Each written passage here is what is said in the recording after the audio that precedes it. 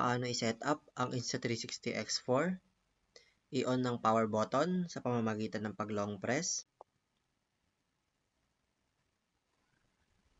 Pili kayo ng language na gusto nyo.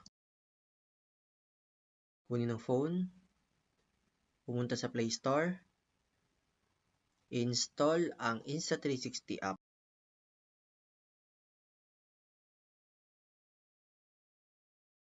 Pumunta sa Insta360 app, i-click ang Wi-Fi icon. I-click ang Insta360 logo.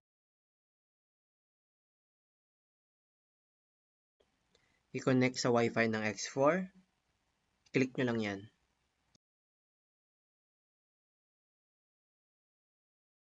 Activate. Ayan, hintayin nyo lang. Confirm.